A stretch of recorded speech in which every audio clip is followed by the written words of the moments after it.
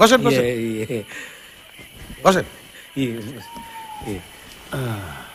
বলছিলাম যে মালফাল চলে নাকি? গরুর গোবর আর বাঘের চর্বি ছাড়া সবই চলে। আপনি আমাদের বললেই পারতেন আমাদের সঙ্গে দেখা করবেন, আমরা নিজেরাই চলে যেতাম। শোনা না, জল বাজারে হাতি এলে কুত্তাই তো তেড়ে আসে।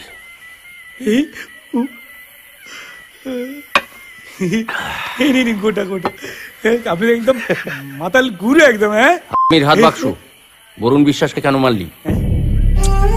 মারলেন কেন? আসলে মুখটা দেখলে কি হচ্ছে মনে হয়। কেন মারলেন বরুণ বিশ্বাসকে? আমি না, ও কি করে জানবে? ও কিছু জানে না, ও তোমার শোনা ভাই। কোনো কিছু প্রমাণ হয়, সেজন্য জামিন হয়ে গেছে। সেই জামিন উপলক্ষে আমরা একটা জলসা দিচ্ছি, বুঝলেন কি? ছেলেগুলো বয়ান পাল্টালো কেন? হ্যাঁ, ছেলেগুলো বয়ান পাল্টালো কেন? কেন আমি জানি না, ওরা জানে।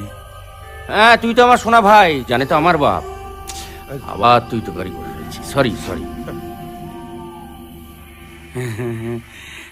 এই এই এই এই এই দেখো দেখো, এই পড়লো। বাবা যা ওটো। এই মাপড়া মাপড়া। আমি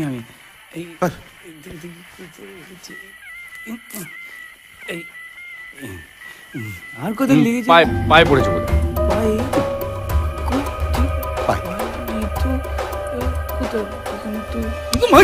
সরি সরি।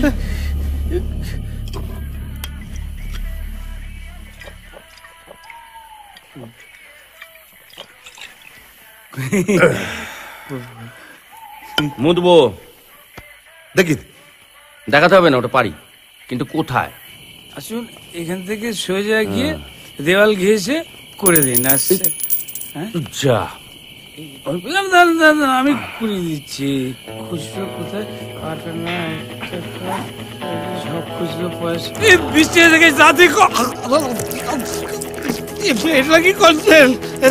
ইট মারলে পাটকেল, পাটকেল মারলে থানকা, থানকা মারলে দানা।